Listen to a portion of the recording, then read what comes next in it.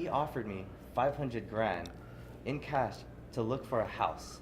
And then she's like, This guy just did the same thing. Right. Just with more money.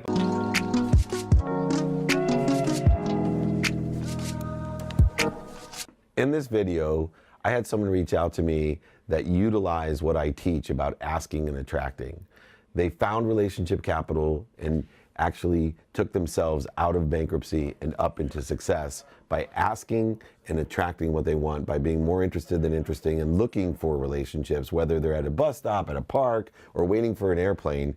They actually found somebody to pull themselves out of their economic despair by asking and attracting what they wanted. So cool, man, you came out. Tell me a little bit about yourself. So I'm a nursing home administrator. Yep. I want to say it's kind of unconventional because the way I got my training was it wasn't in one building, it was in multiple buildings to just basically flip the building because they weren't compliant with the state. And I did that I did that for probably 3.5, 4 years. And my wife, was my girlfriend at the time, did the same thing. And we were really happy with the business and the money part of it. Yeah. I've always wanted to be in business, but I wanted to be in health. So I was like, health admin, you do both. And it was so stressful that we decided we didn't want to do it anymore, because if we were going to get married, we're like, okay, we need time. Yep. Right? We wanted time together. So before we got married, we were just like, okay, only one of us can do it. Got married, and we decided none of us are going to do it. And we wanted a career switch, something where we can basically enjoy life and at the same time enjoy money and family and everyone else.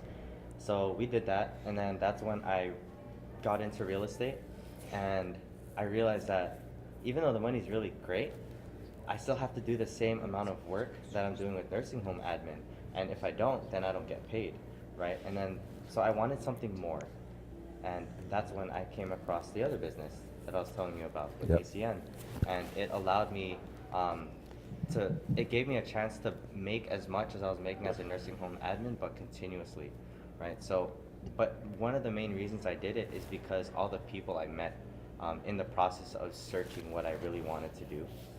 And when I was in San Fernando Valley, I didn't really meet a lot of people that were business-minded or just people that wanted to be successful.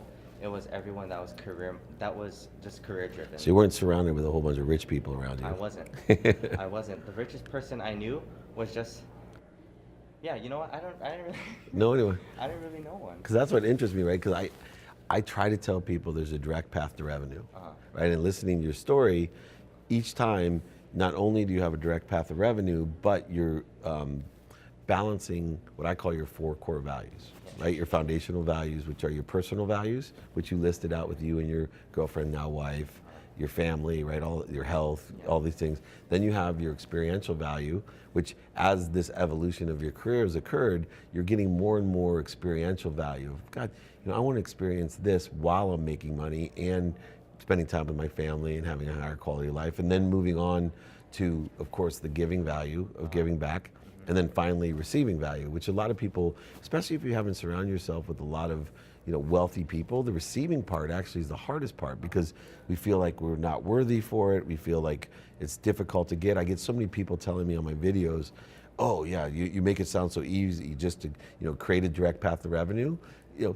I want you to tell me what you told me on the phone, because I laugh when you told me, because so many people call me and tell me, no, it is as easy as you said, Dave. Tell me what happened. So what happened was I was basically in I want to say a slump. I did the real estate, and then I got into the ACN. And there's a difference between a slump and a schlump. You're in a slump. I was in a slump. Yeah, exactly. I was in a slump. So we were both doing that, and I just got discouraged. I knew in order to get up there I had to fail, but I don't know, it just hit me. So I was actually in my bed, just like thinking about everything, right? And I wasn't the person to really look at entrepreneurial things, motivational speakers, because I knew no matter what I did, I would get motivated if I just. Right, you're self-motivated, self-actualizing. So you've been successful all your career with no help. Exactly. Yeah. So I was just there, and on YouTube, when you look at or you watch a video, it gives you all suggestions. You were the first suggestion that I got, and it just popped up, and I clicked on it, And then it's crazy because what you said was, okay, you became homeless, or you got, you went through this big down, Yeah. and you met one person, and he gave you that money. You did what you needed to do because you just asked him, and it opened up my eyes because I was thinking about, man, who do I know that I can do that with? And at first I was like, I didn't know anyone. And then And that's what everyone stops. I don't know anyone, and they stop. Exactly. They just quit on it. Now you said, wait a second. And then it clicked, and I was literally in bed, and she was on her phone. Your wife? We're just game planning what we're gonna do with what we have. And I was just like, I just jumped, and I was like, babe, do you remember Rick? She's like, yeah. And then I was like, he offered me 500 grand in cash to look for a house. And then she's like, this guy just did the same thing. Right. Just with more money, but I have that. It's still a lot of money, $500,000. Exactly. And Yeah. I have that. I can do this. And then that's when everything got, I don't know, the fire got built up again. And it was crazy because with all the other entrepreneurs and all the other great speakers, they're great speakers, but it was your story that really related to me and basically got me to be as fired up and optimistic as I used to be.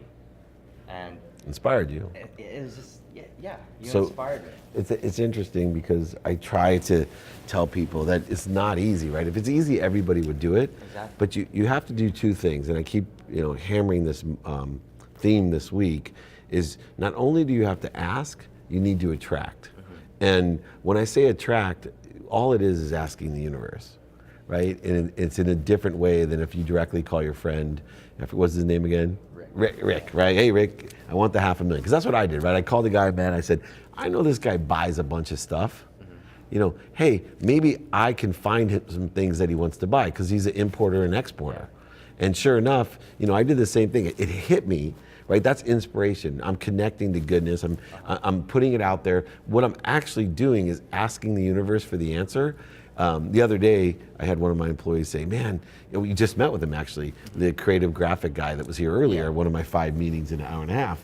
And I was asking the universe, I need a guy to create these new logos. I got this great media company, I got some changes in my company. I want to make better logos and we can't find someone.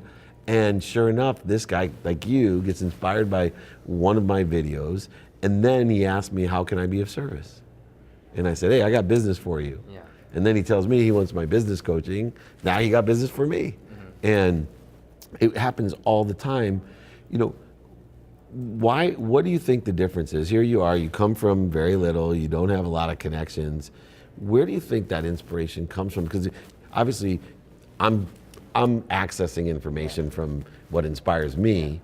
What is it that you think, because I want people to know just from somebody else, because I get it all the time. I call it channeling. Like I pay attention, I'm aware of, honey, like I'm one of those guys like you. I sit up and go, hey, I'm paying attention. This just came to me. I think that 99% of the people that when Rick comes in their mind, they don't go call Rick. Yeah. They're just like discount. Oh no, he probably, he was joking, he's not seriously, but it changed your life. It did. And it changed my life because I do that all the time. Do you have a habit of paying attention to these inspirational thoughts? Now I do. Now since I moved out of the valley and I started seeing a whole bunch of positive things happen, and that's when I started having all those inspirational thoughts. And it's crazy because I actually opened up, not a lot of people are religious, not a lot of people believe in a higher power, but I actually opened up my Bible that I had since I was a kid. And I think when I was 12 years old, I wrote it was like Proverbs 29:18. It said, where there is no vision, people will perish. And it's crazy because when I moved to Cerritos, for some reason, when I saw your video, I started thinking about vision again. And that was one of the things that kept me going when I was a teenager. And I lost that. And it's the vision that I want for myself and for my family. And in the future, in just a few years, is really what pushes me now.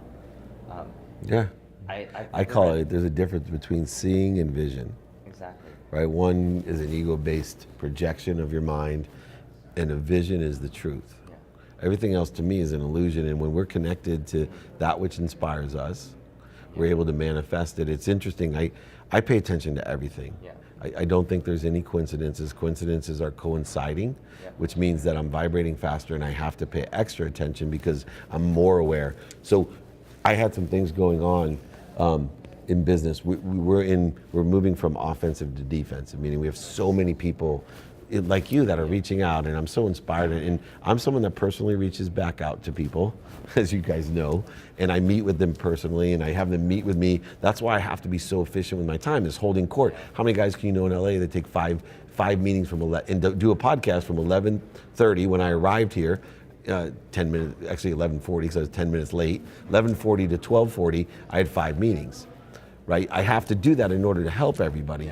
But more importantly, you got to be aware. The other day, I'm overloaded, and I'm trying to figure out new systems, new prioritizations, and new efficiencies and qualifications in order to get all these things done. And I find myself waking up 3 nights in a row over the holiday at 2:24 a.m. Right?